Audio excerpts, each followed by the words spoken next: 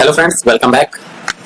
Okay, so in this Network Kingdom channel, we are covering today our 7th lecture. So basically in our last lecture, we have covered our module 1. I have divided this lecture series in 10 to 12 modules. Okay, and we have completed first module. So last topic which I have covered was smart lockout. Okay, so we have implemented that, but unfortunately I didn't show you the effect. So let's start from that topic first. Let me show you if it work now. Let's check.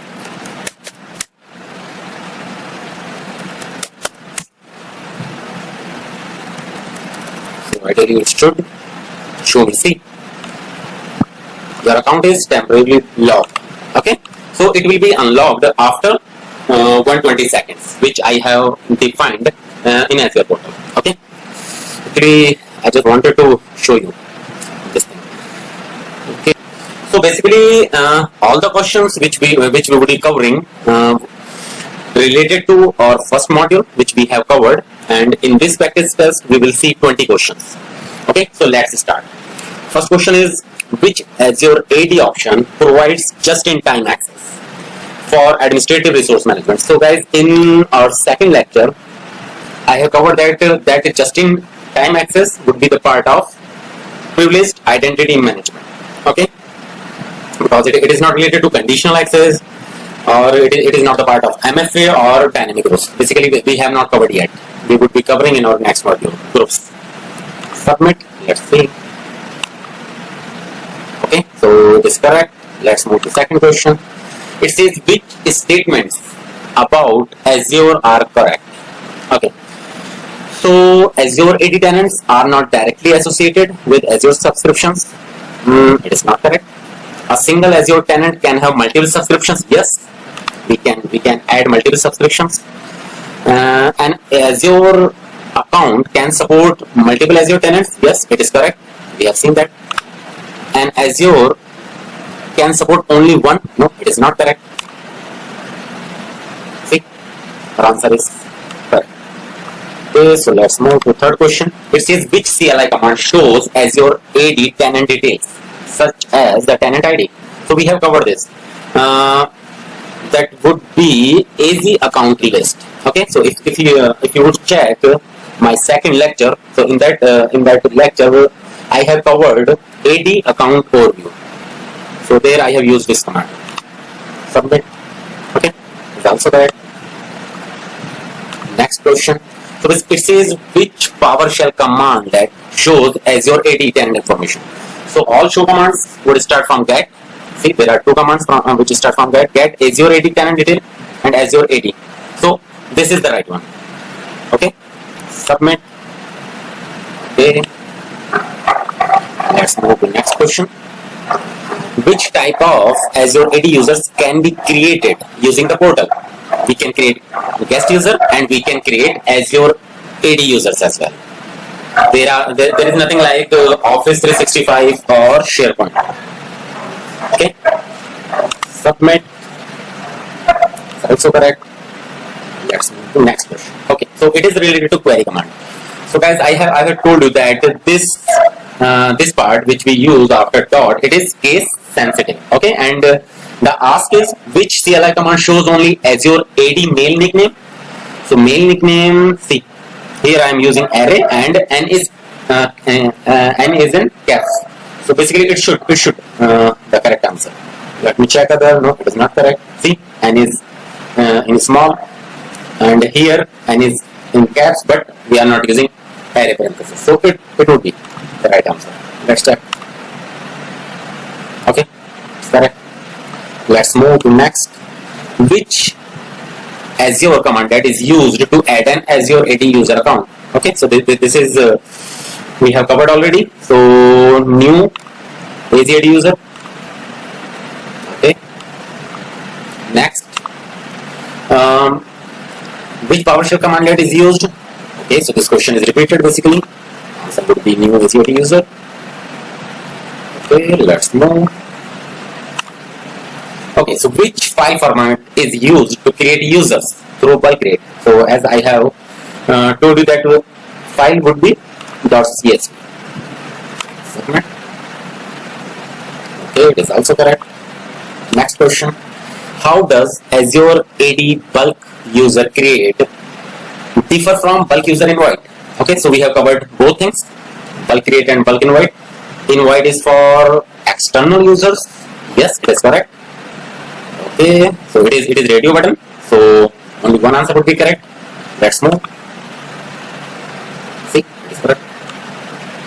Next question. Okay, so which of the following constitutes MFA? Okay, so basically MFA is which we knows and which we have, something like that. Okay, so username and password, no, it is not the part of MFA. Smart card key fob, no. Fingerprint and retinal scan, no. Username, yes, and the combination of PKI. So it would be our answer. Okay, correct. They can provide you like username and mobile device or some authenticator like Google Authenticator, Microsoft Authenticator, then that would be your answer. Okay. You are viewing Azure AD user MFA settings. Some users shows MFA as being enabled while other shows enforced. What is the difference? Okay. So as I have informed you that if you see MFA as being enabled, it means MFA service is enabled for that user. But if you see enforced, it means user has already logged in using that MFA. Enabled show after successful, no. Enabled means MFA policies, no. Enforced shows after successful. Okay, so this is the right answer. Submit. Okay. What is the default wait time in days for user MFA block? Okay, so it is very easy. All the users will remain blocked for 90 days, and after 90 days they will be unblocked by default. Okay, that's correct.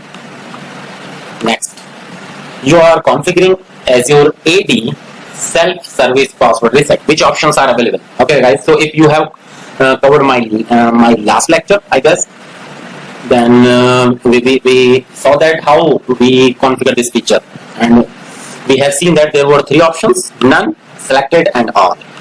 Submit. Okay, so it is correct. Next question. How long in days are deleted Azure AD users recoverable? So it is 30 days. As I have showed you, all the deleted users we can recover in 30 days. But after 30 days, they would completely remove. Okay. Move to 16th one. You notice that some Azure AD users have inherited licenses. What does this mean?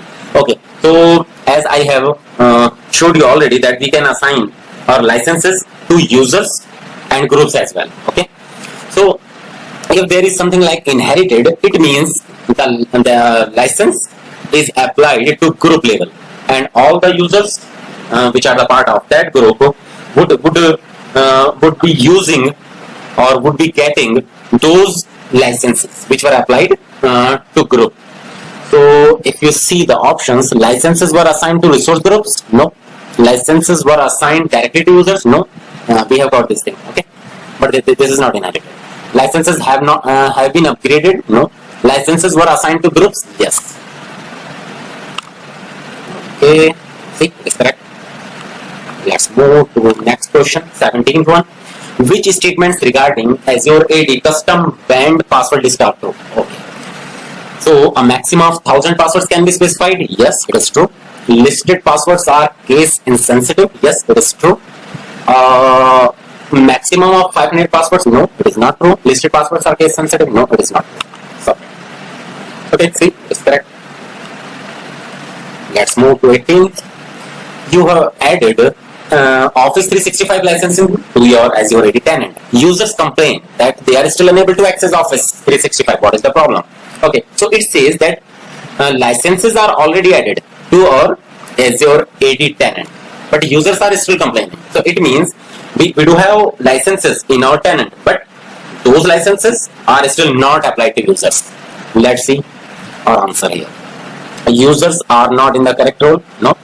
Licenses have not been assigned to resource groups? No. The Azure AD tenant is not refreshed? No. Licenses have not been assigned to users? Yes, it is correct. Submit. See, it is correct. Let's move to next question. Which term is synonym with Azure AD tenant? Okay. So guys, we have covered in our first lecture.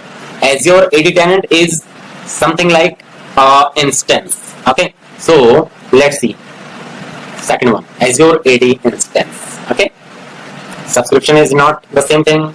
Management group is not the same thing, and Azure account is not the same. Submit.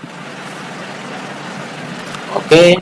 And here is our final question for this lecture. Okay. So this is an interesting one. Which type of malicious attack does smart lockout mitigate? Okay. So guys, we have seen that if we define some threshold value like 2, 3, okay. Suppose I have defined 3. So if I enter 3 incorrect password, my account would be locked, okay, for a specified time of duration. So which type of attack it would be mitigating here? DOS? No. DDoS? No. Man in the middle? No. It is related to brute force, okay. Because in brute force, if you will learn that attack, in brute force, what attacker will do? They will attack the users. For each username, they will try multiple passwords. Okay. Okay. Let's submit it. And it is our final question. See guys, we have covered all 20 questions, and I hope you have enjoyed this practice session. And if you have covered all my 5 or 6 lectures related to this AZ104, you would be able to answer all these 20 questions. Okay. So this is all from this lecture. I will be sharing my another video, my next lecture related to our module 2. Okay. Okay guys, thanks for watching, and please subscribe this channel and share your feedback in comment section if you have any. Thank you. Bye bye.